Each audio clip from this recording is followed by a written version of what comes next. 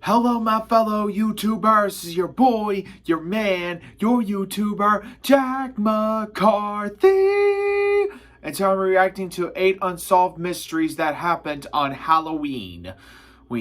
And here's the opening title to that. Re-uploading this content to YouTube or any other platform such as TikTok is not allowed and will be removed when found, which will result in the termination of said accounts. If you see this content being uploaded to any other channels or platforms, please inform me by email at mrnightmareinbox@gmail.com. Alright, got that so far. Alright, so this is 8 unsolved mysteries.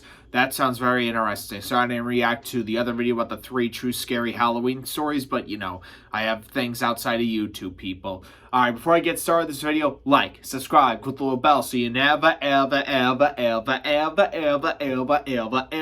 miss out on any updates or other videos such as this. Make sure you check out my channel and make sure you check out Mr. Nightmare's channel and all his great content. And so you can find the video and his channel in the description down below. Stay tuned for more videos like this and a whole bunch of others. Alright, without further ado, let the reaction to 8 unsolved mysteries that happened on Halloween begin.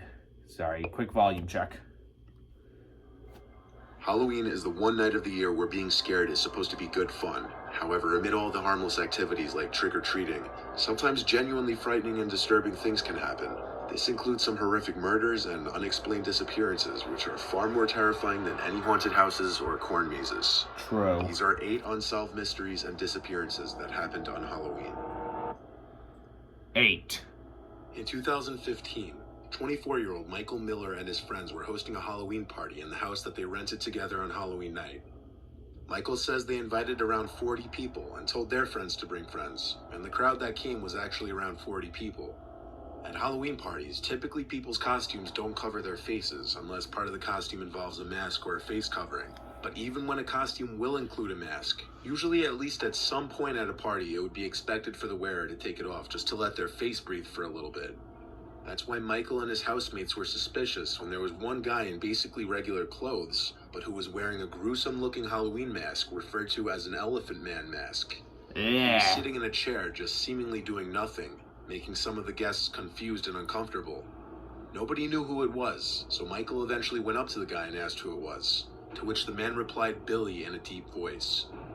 Michael said he didn't know any Billy, and asked him to remove his mask for a second.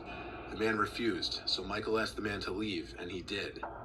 At this same party, 2 girls fell unconscious, likely to being slipped Rufalin, and that man was suspected to be the culprit. Yep. Even more, that same Saturday night, 2 neighboring houses were broken into and robbed. That masked man was never identified, and while it's not 100% certain that he was responsible for slipping something in anybody's drinks or for the nearby break-ins, it would be a fairly safe assumption. That's probably a strong possibility that it probably Cindy was him. Song was a 21-year-old South Korean student attending Penn State University. In 2001, she dressed up in a bunny costume and attended a Halloween party at a nightclub near the college. She stayed at the club until around 2 a.m., then left for her friend's apartment where she spent the next few hours hanging out with her friends.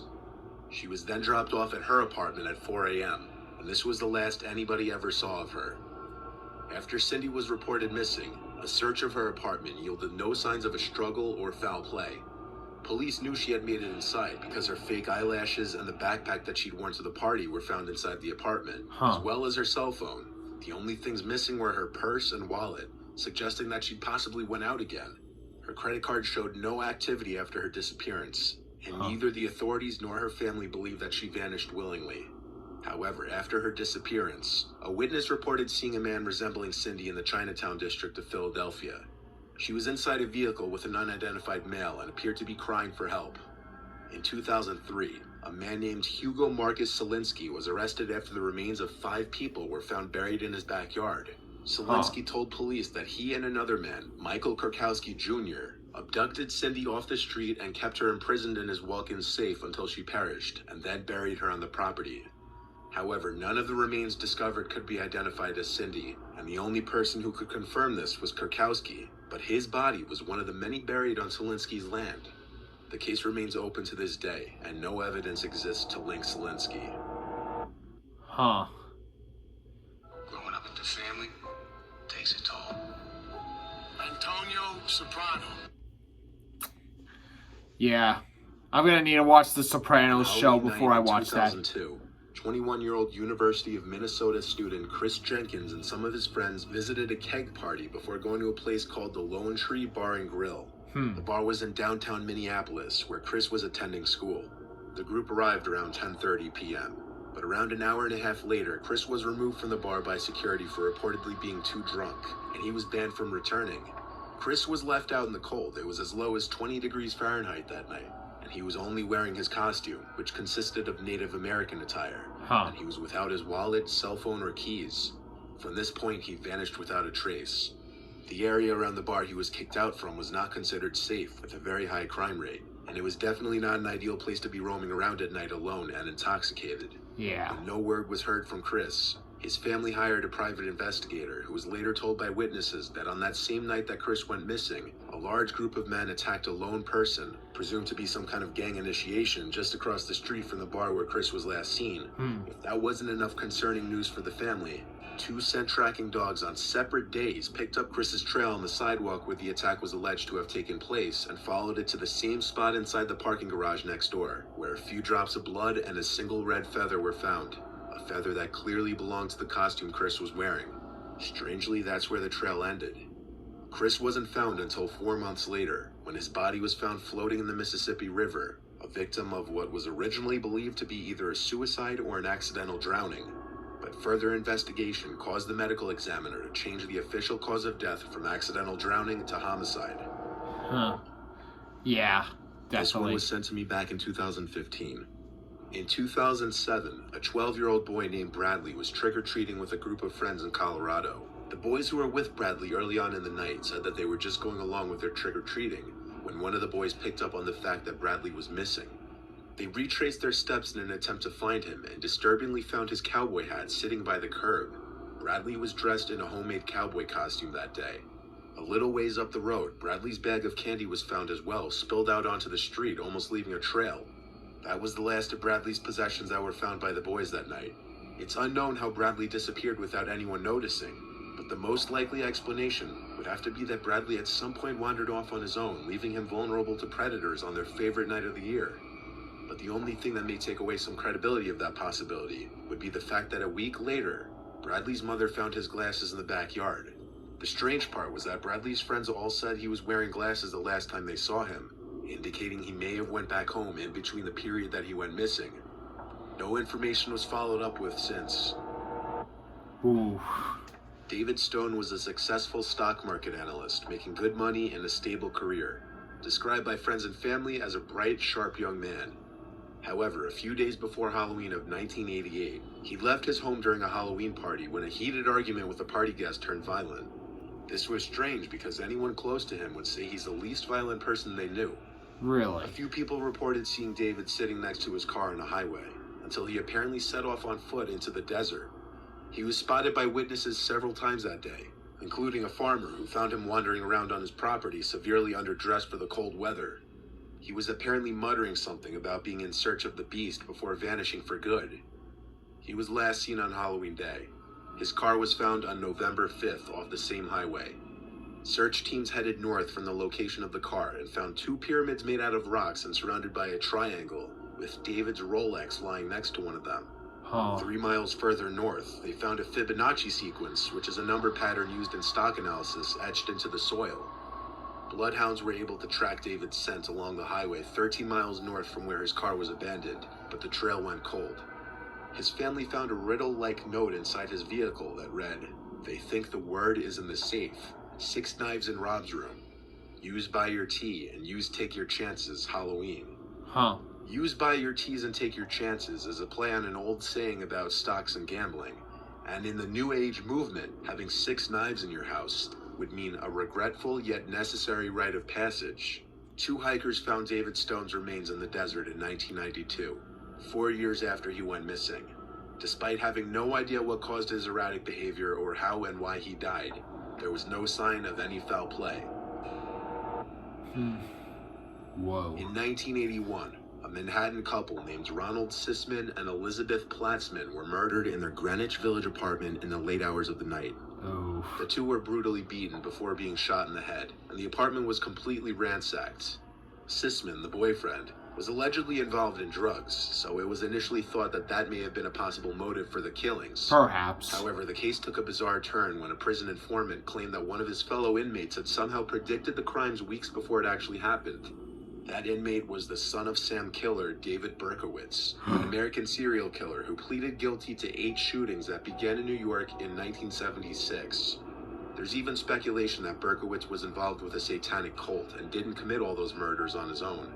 According to the informant, Berkowitz told him that his alleged cult was planning to break into an apartment in Greenwich Village on Halloween night and perform a ritual murder by shooting a couple in the head before ransacking the place to remove incriminating evidence. Oh boy. This description matched exactly what went down in their apartment.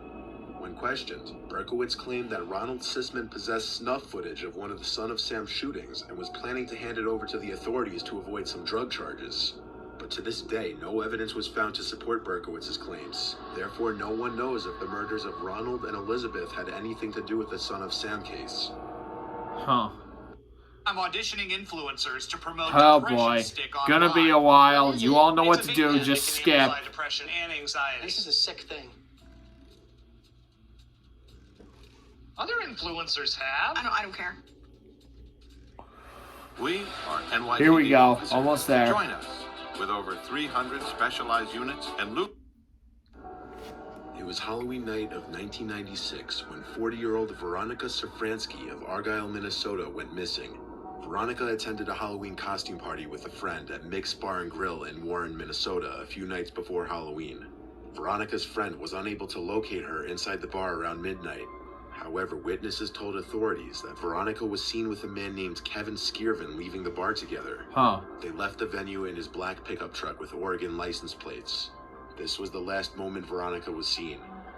She was reported as a missing person later the next day, and later that year, a belt believed to be part of her costume was found along a country road not far away. An extensive search of the area didn't yield any evidence as to where she could be. Kevin Skirvin, the man she was seen leaving the bar with, had a history of sexual assault convictions, and he admitted to departing Mick's Bar and Grill with Veronica, but claimed that he did not know what happened to her afterwards. He had never been charged in connection with her disappearance. Authorities have said that there are many wooded areas in Marshall County where Veronica's remains could be easily concealed. In fact, at the start of each hunting season, the sheriff asks local hunters to be on the lookout when traversing the wooded lands, as her body has still yet to be located. Her case remains unsolved. Huh. On Halloween in 1955, Marilyn DeMond took her 2-year-old son Stephen and 7-month-old daughter Pamela to a bakery in East Meadow, New York. While she was inside the bakery, Marilyn irresponsibly left Stephen and his sister, who was inside a carriage, to wait outside the front. When she left the bakery 10 minutes later, she was mortified to discover that both Stephen and the carriage were gone. Shortly thereafter, the carriage with Pamela still inside was discovered about a block and a half away. However, Stephen was nowhere to be found. He has not been seen since. In many cases where infants are abducted, it's theorized that the perpetrator wanted a child of their own and decided to raise the missing infant under a new name. Over the years, DNA testing has been utilized in an attempt to determine if Stephen DeMond was ever given a new identity. At one point, investigators noticed that Stephen bore a resemblance to the infamous boy in the box, an unidentified child who was found murdered inside a cardboard box in Philadelphia in 1957. However, after DNA testing, all indications were that the boy in the box was not Stephen DeMond. Oh. In 2009, a Michigan man named John Barnes came forward, believing he might be Stephen, but some DNA testing also ruled this out. It's possible that an adult Stephen DeMond might be living another life somewhere under a different identity, unaware that he was once taken from his real family. It may also be a possibility that Stephen was murdered long ago, and his body was never found. Yeah. Either way, his current whereabouts, dead or alive, continue to remain unknown, and at this point, will probably never be known. Damn, those 8 stories of unsolved mysteries really had me on my feet. I will just say that. They really did. I was just shocked, just so shocked. Well, I hope you all enjoyed this video. I know I did. Like, subscribe, click the little bell so you never, ever, ever, ever, ever, ever, ever, ever, ever miss out on any updates or the videos such as this. Stay tuned for more videos like this. Check out Mr. Nightmare. This video description will be down below, and a whole bunch of other videos like that. Jack McCarthy, signing off. El Bio.